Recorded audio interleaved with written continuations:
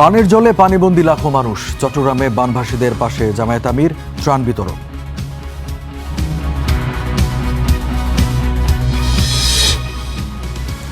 আসলাম চৌধুরীর প্রার্থিতা বাতিল ঋণ খেলাপিদের জন্য বড় বার্তা বলছেন বিশেষজ্ঞরা। চট্টগ্রাম 4 আসনের ভবিষ্যৎ নিয়ে শঙ্কা।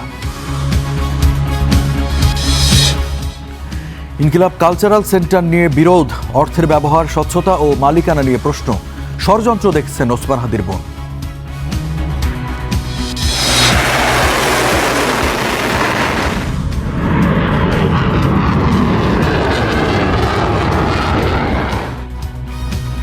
যুক্তরাষ্ট্রের নজিরবিহীন হামলার পাল্টা জবাব ইরানের। জন্মভিটা মাশহাদে চিরনিদ্রায় শায়িত হলেন খামেনি। এবং রূপকথা লিখা হলো না মরক্কোর। এমবাপ্পে দেম্বেলের গোলে হাকিমিদের বিদায় করে বিশ্বকাপের সেমিফাইনালে ফ্রান্স।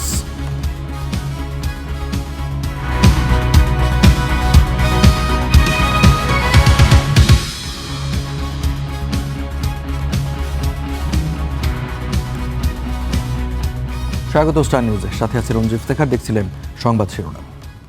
বৃষ্টি উজানের ঢলে বাড়ছে নদ নদীর পানি। মৌলভীবাজারে বাঁধ ভেঙে নিম্নাঞ্চল প্লাবিত হয়েছে। হবিগঞ্জেও হাওরে ঢুকছে পানি। বন্যার অবনতি হয়েছে পার্বত্যাঞ্চলে। সব মিলিয়ে 5 জেলায় পানিবন্দী কয়েক লাখ মানুষ। বান্দরবানে ভ্রমণে নিষেধাজ্ঞা আগামী 12 জুলাই পর্যন্ত বাড়ানো হয়েছে। বান্দরবানের এখন কি পরিস্থিতি সেটা জানাবেন আমাদের সহকর্মী বান্দরবানে রয়েছেন সহকর্মী নিবিড় সাহা। নিবিড়ের কাছ থেকে জানতে চাইবো বান্দরবানের সার্বিক চিত্র কেমন দেখছেন, প্রশাসনের তৎপরতা কেমন লক্ষ্য করছেন জানাবেন।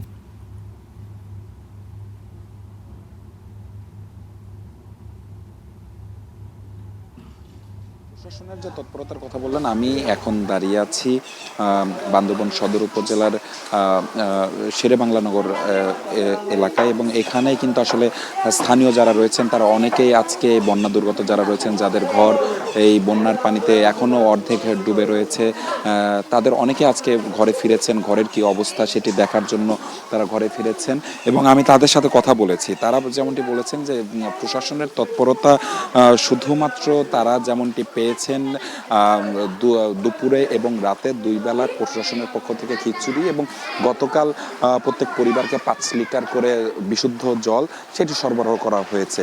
এর বাইরে আসা বাকি যে মোমবাতি সহ বাকি যেসব জিনিসপত্র যেগুলো রয়েছে, মোমবাতি সহ শুকনা খাবার, এগুলো কিন্তু তেমন কোনো ব্যবস্থা করা হয়নি বলে স্থানীয়রা দাবি করেছেন।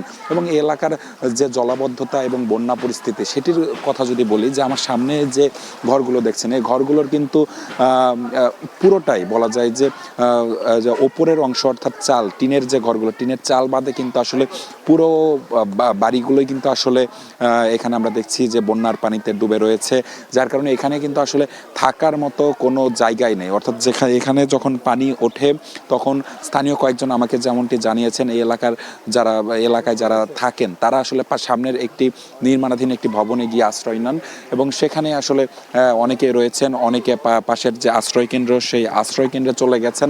এবং দুর্বিষহ একটি অবস্থা বান্দরবনের যেসব এলাকায় পানি উঠেছে। আমি সকাল থেকে বিভিন্ন এলাকায় ঘুরেছি।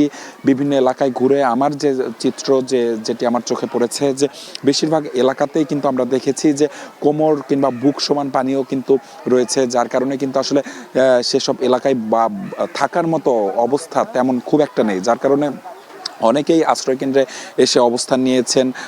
পাশাপাশি অনেকে কিন্তু সে অবস্থাতে আসলে ঘরে রয়ে গেছেন, কিংবা পাশের কোনো উঁচু জায়গায় তারা রয়ে গেছেন। তবে পুরো বান্দরবনের যে চিত্র সেটি কিন্তু আসলে বেশ দুর্বিষহ, কারণ একদিকে ঢাকার এবং চট্টগ্রামের সাথে বান্দরবনের যে সড়ক পথে যে যোগাযোগ, সেই যোগাযোগ কিন্তু এক কথায় বলা যায় যে ভেঙে পড়েছে। কারণ সড়কে আমরা যে পরিমাণ পানি দেখেছি, অর্থাৎ সেখানে কিন্তু আসলে কোনো গাড়ি কিন্তু বান্দরবন থেকে চট্টগ্রামের দিকে যেতে পারছে না, আবার চট্টগ্রাম থেকে বান্দরবনের দিকে কোনো গাড়ি কিন্তু আসতে পারছে না, যার কারণে কিন্তু সড়ক যোগাযোগ বলা যায় যে এক কথায় বন্ধ হয়ে গেছে। এবং এখন পর্যন্ত কিন্তু এখনও কিন্তু আসলে সকাল থেকে খানিকটা পানি কমলেও কিন্তু আবারও বৃষ্টি শুরু হয়েছে, এবং স্থানীয়রা যেমনটি বলছেন যে যেহেতু বৃষ্টি শুরু হয়েছে সেহেতু এই যে পানির পরিমাণ সেটি খানিকটা আবারও বাড়তে পারে এমন কথা, এমন বার্তা কিন্তু কিংবা এমন আশঙ্কা তারা করছেন। তো সব কিছু মিলিয়ে কিন্তু এখন পর্যন্ত বান্দরবনের বন্যা পরিস্থিতির যে কথা সেটি কিন্তু এইখানে যারা বন্যা দুর্গতরা আছেন তারা কিন্তু দুর্বিষহ জীবনযাপনের মধ্য দিয়ে যাচ্ছেন এবং তারাও প্রত্যাশা করছেন যে দ্রুত এ পানি নেমে যাবে, এরপর তারা আসলে আবারও তাদের যে নিজ ঘর সেই ঘরে ফিরবেন। তো এই ছিল আমার কাছে থাকা সবশেষ খবর। নিবিড়, আপনাকে ধন্যবাদ। দর্শক, আমাদের সহকর্মী বান্দরবান থেকে জানাচ্ছিলেন যে বান্দরবান যে পানি বৃদ্ধি হয়েছে এবং জলবদ্ধ পরিবেশ তৈরি হয়েছে সেই খবর জানাচ্ছিলেন সহকর্মী নিবিড় সাহা। যাচ্ছে পরের সংবাদে। বন্যা কবলিত চট্টগ্রামের বিভিন্ন এলাকায় ত্রাণ বিতরণ করেছেন জামায়াতের আমির ও বিরোধী দলীয় নেতা শফিকুর রহমান। সকালে বিমানযোগে চট্টগ্রাম পৌঁছান জামায়াত আমির, পরে পরিদর্শনে যান বাঁশখালী ও সাতকানিয়ার বন্যা দুর্গত এলাকা। প্রায় কোমর পানিতে নেমে তিনি বাড়ি বাড়ি গিয়ে মানুষের খোঁজ নেন ও ত্রাণ বিতরণ করেন। এ সময় তিনি বলেন, বন্যা দুর্গত মানুষের দুর্ভোগ ধারণার চেয়েও বেশি। তিনি সমাজের সর্বস্তরের মানুষকে তাদের পাশে দাঁড়ানোর আহ্বান জানান।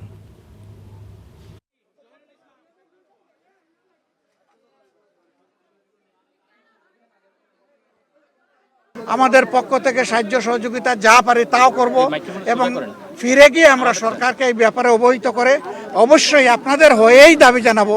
শুধু রিলিফ নয়, এই এলাকার বন্যার স্থায়ী সমাধান যাতে হয়, এই জন্য যা যা করার দরকার সব কথাই আমরা বলবো। সেনাবাহিনীর সহায়তায় সাজেকে আটকে পড়া আরও ৩৮৩ পর্যটককে খাগড়াছড়িতে ফিরিয়ে আনার চেষ্টা চলছে। সকাল ৯টায় সাজেক থেকে খাগড়াছড়ির দিকে রওনা করেছে সেনাবাহিনীর নিরাপত্তা স্কটটি।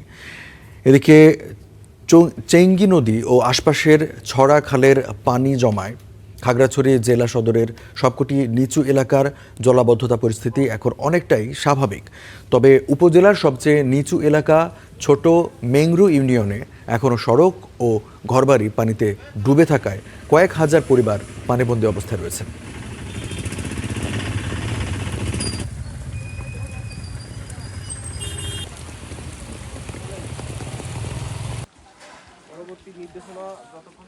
তো এখন পর্যন্ত বড় গাড়ি মোটরসাইকেল যাচ্ছে, শুধু সিএনজির জন্য একটু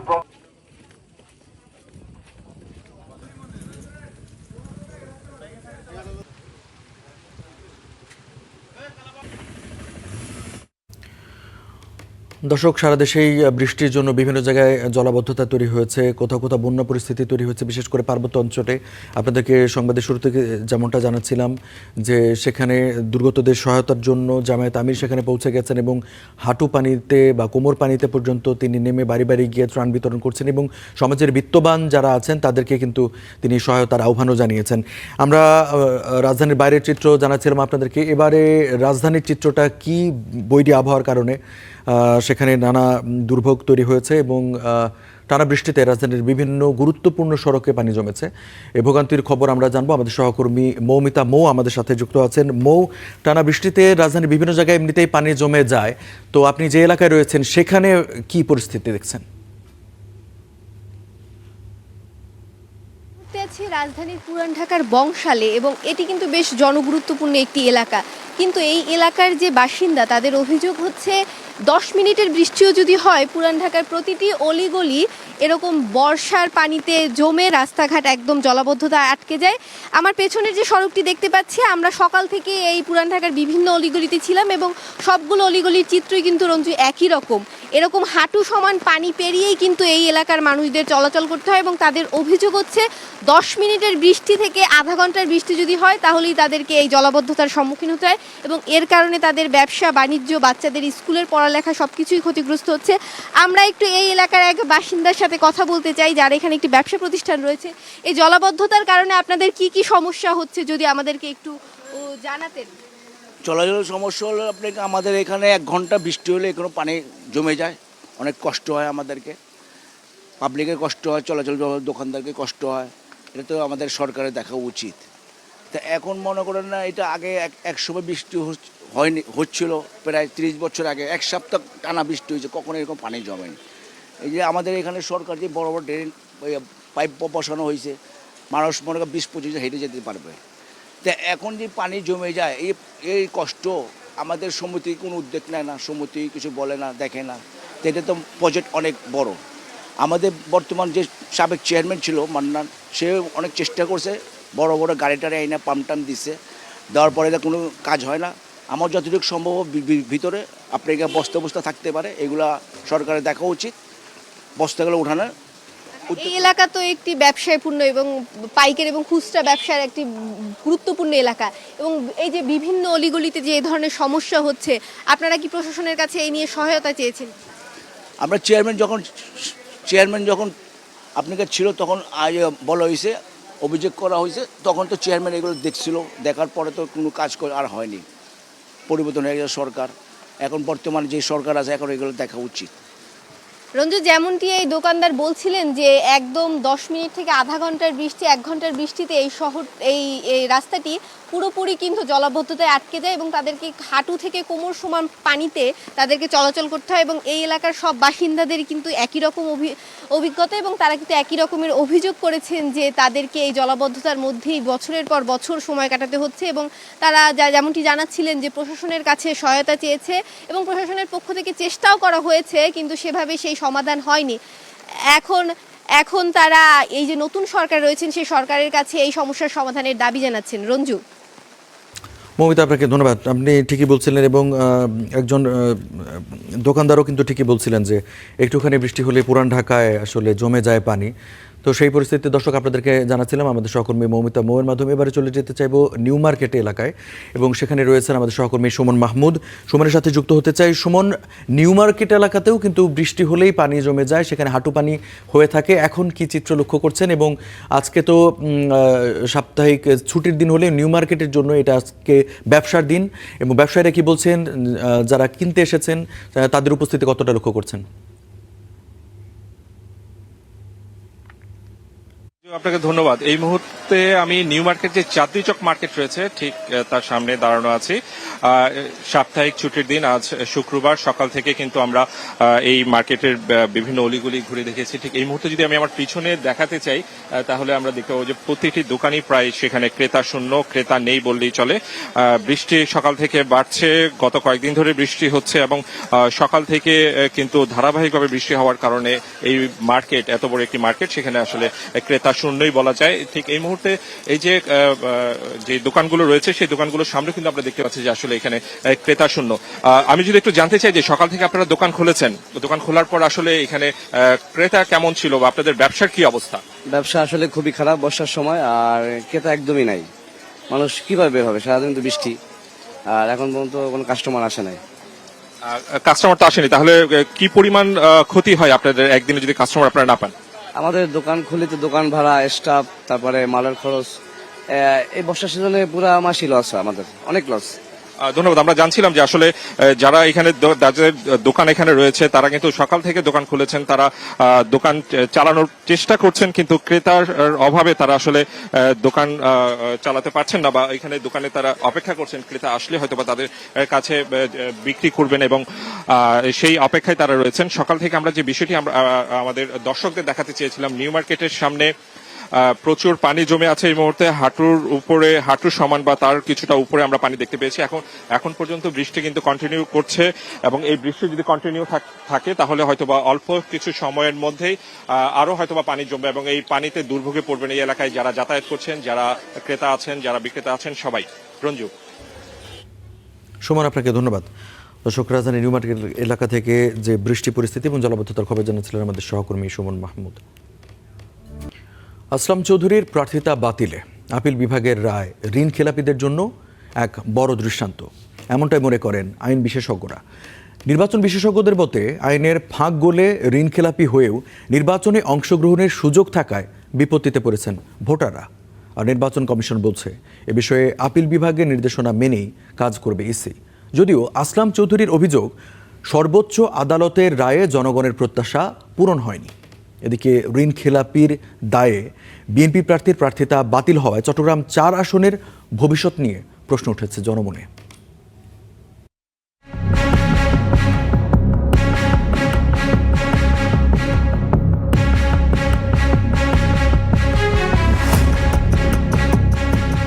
নির্বাচনের 5 মাস পরও অভিভাবক শূন্য চট্টগ্রাম 4 আসনের মানুষ।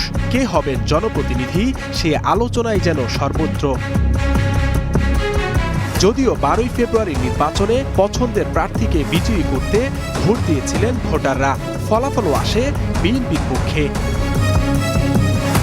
তবে বিপত্তির শুরুটা ভোটের আগে থেকেই।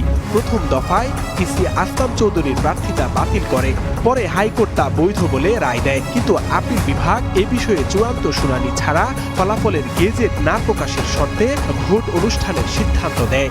ঋণ খেলাপি হিসেবে নির্বাচনে যে অংশগ্রহণ করেছেন তার অংশগ্রহণকে অবৈধ ঘোষণা করা হলো।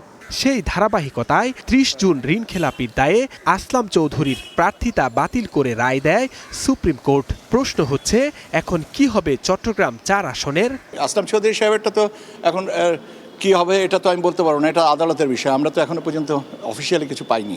আর বিদ্যমান আইনের দুর্বলতাকে দুষছেন এই নির্বাচন বিশেষজ্ঞ। এটা আমাদের আইনের দুর্বলতা। আপনি অনেক দেশে আইন আছে যে নির্বাচন শেষ হওয়ার 2 থেকে 3 দিনের মধ্যে এই ধরনের বিষয়গুলোকে অ্যাড্রেস করা হয়, কিন্তু আমাদের দেশে এই প্রক্রিয়াটা দীর্ঘমেয়াদী, অর্থাৎ কখনো কখনো 5 বছর লাগে। সর্বোচ্চ আদালতের এই রায় বিচার বিভাগ নিয়ে জনমনে আস্থা বাড়াবে বলে মনে করেন এই আইনজীবী। আসলাম চৌধুরী ওনার ক্ষেত্রে অ্যাপিলেট ডিভিশনের পূর্ণাঙ্গ আদেশে ওনার ঋণ খেলাপি যেহেতু বহাল আছে, সুতরাং ওনার সব কিছু বাতিল হয়েছে। এই আসনটি শূন্য। আদালত সাহসীপূর্ণ একটা নজির স্থাপন করেছেন এবং আমি মনে করি আগামী পার্লামেন্ট নির্বাচন সহ অন্যান্য নির্বাচনেও ঋণ খেলাপিরা একটু সতর্ক হবে, ভালো একটা মেসেজ যাবে। অন্যদিকে বিজয়ী হয়েও শপথ বঞ্চিত চট্টগ্রাম 4 আসনের বিএনপি প্রার্থী আসলাম চৌধুরী বলেন, ভোটে জয়ী হওয়ার পরও আদালতের এমন রায় জনগণের প্রত্যাশা পূরণ করেনি। রায়ের মাধ্যমে জনগণের প্রত্যাশা পূরণ হয় না। বিচার বিভাগ স্বাধীন আছে এই কথা বলতে পারে, কোনো ক্ষেত্রে ইন্টারফেয়ার করা হয় না। রিভিউ করার সুযোগ থাকলে রিভিউ করব, আর যদি সুযোগ না থাকে তখন আবার পুনরায় ইলেকশন করতে হলে ইলেকশন করব। পূর্ণাঙ্গ রায় যাই আসুক না কেন তা মেনে নিয়ে আবারও নির্বাচনের জন্য প্রস্তুতি নেবেন বলেও জানান বিএনপি নেতা আসলাম চৌধুরী। Zisan Ahmed, Star News, Dhaka.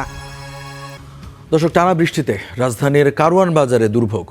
সবজির দাম কিছুটা নাগালের মধ্যে থাকলেও সরবরাহ সংকটে মুরগি ও আমদানিকৃত টমেটোর দাম আকাশচুম্বী। বাজার পরিস্থিতি নিয়ে আরও জানবো। আমাদের সহকর্মী কারওয়ান বাজার থেকে যুক্ত হচ্ছেন ফাহিম ইউসুফ। ফাহিমের সাথে যুক্ত হতে চাই। ফাহিম, বৃষ্টি চলছে বেশ সারাদিনই, মোটামুটি রাত থেকে বৃষ্টি হচ্ছে এবং কারওয়ান বাজারে পানি জমে গেছে আমরা দেখছিলাম। এখন সবজির দামের কি পরিস্থিতি বা অন্যান্য যে জিনিসগুলো পাওয়া যায় কাঁচা বাজারে সেগুলোর দাম কেমন?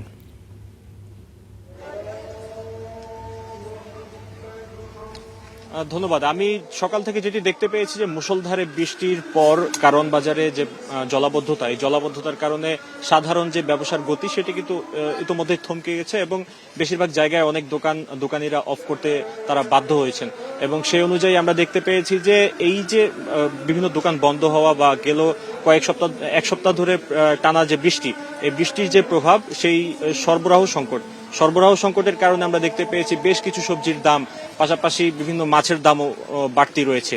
তো আমি যদি এই মুহূর্তে বলতে চাই যে কারওয়ান বাজার ঘুরে আমি যেটি দেখতে পেয়েছি, সব থেকে বেশি দাম রয়েছে টমেটোর এবং সেটি 250 থেকে 300 টাকা এখানে বিক্রি হচ্ছে। আর এর কারণ হিসেবে বিক্রেতারা বলছেন এই টমেটো সব আমদানিকৃত, যার ফলে এগুলোর অতিরিক্ত দাম পড়ছে। আর এর পাশাপাশি সিজনাল যেই সবজিগুলো রয়েছে, সেই সিজনাল সবজিগুলোর ক্ষেত্রে আমরা সব থেকে দাম দেখতে পেয়েছি বেগুন এখন পর্যন্ত 80 থেকে 90 টাকায় বিক্রি হতে দেখেছি।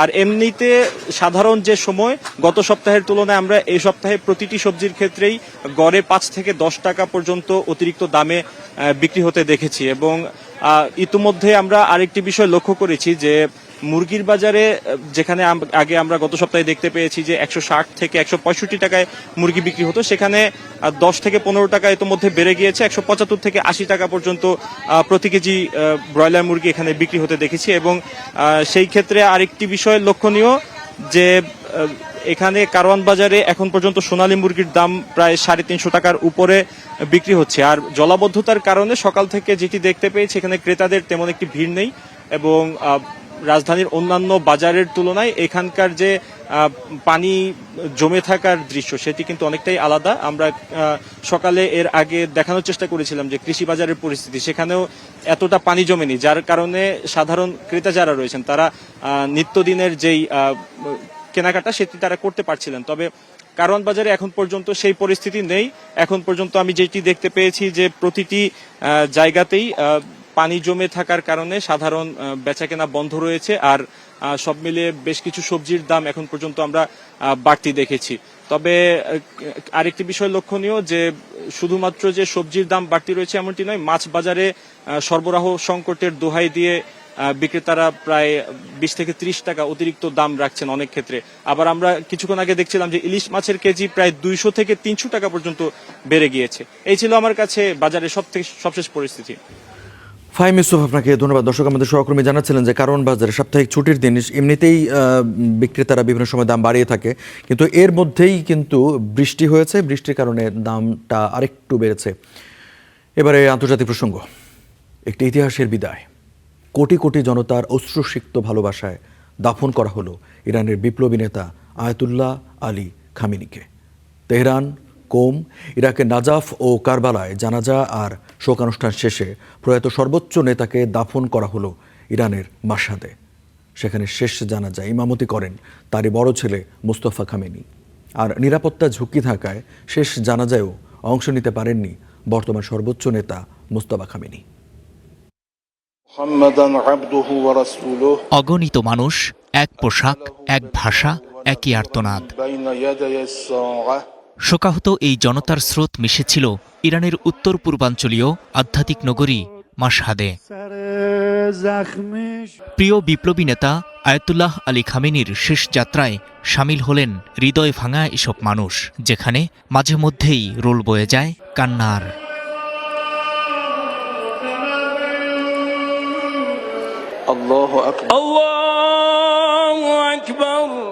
শুরু হয় জানাজা। বাবা আলী খামেনির শেষ জানাজায় ইমামতি করেন তারই বড় ছেলে মোস্তফা। ডানে ও বামে ছিলেন আরও 2 ছেলে, কিন্তু মার্কিন ও ইসরায়েলি হামলার ঝুঁকি থাকায় শেষ জানাজায়ও উপস্থিত থাকতে পারেননি অপর ছেলে ইরানের বর্তমান সর্বোচ্চ নেতা মোস্তফা খামেনি। দোয়া করা হয় 4 দশক ইরানকে মাথা উঁচু করে শাসন করা এই সর্বোচ্চ নেতার জন্য। জানাজা শেষে মহাকালের যাত্রায় মার্কিন আধিপত্য আর ইসরায়েলি আগ্রাসন বিরোধী মহামানব। তখন শুক্রবার সকাল মাশহাদে অবস্থিত শিয়া মতাদর্শের ইমাম রেজার কবরের পাশে নেওয়া হয় খামেনির মরদেহবাহী কফিন। তখনও বাইরে চলছিল শোকাহত ইরানিদের মাতম। এর আগে বৃহস্পতিবার খামেনির কফিন পৌঁছায় মাশহাদে, যেখানে আগে থেকেই জড়ো হন বিপুল সংখ্যক শোকার্ত মানুষ। গত 3 জুলাই থেকে শুরু হওয়া এই শোকানুষ্ঠান রাজধানী তেহরানের পর কোম হয়ে ইরাকের ঐতিহাসিক 2 শহর নাজাফ ও কারবালার পর শেষ হল মাশহাদে। এর মাধ্যমে সমাপ্তি ঘটল ইরানের বিপ্লবী নেতার চিরবিদায়ের। ما با معترض حرف میزنیم باید حرف بزنن مسئولین। নিজ বাসভবনে থাকা অবস্থায় গত 28 ফেব্রুয়ারি মার্কিন ও ইসরায়েলি যৌথ হামলায় নিহত হন আলী খামেনি। একই হামলায় তার মেয়ে, জামাতা, ছোট্ট নাতনি ও বর্তমান সর্বোচ্চ নেতার স্ত্রী প্রাণ হারান। নিহত হন খামেনির শীর্ষ নিরাপত্তা উপদেষ্টা এবং জাতীয় নিরাপত্তা পরিষদের সাবেক প্রধান আলী শামখানি সহ একাধিক সামরিক কর্মকর্তাও। নূর মোহাম্মদ, স্টার নিউজ।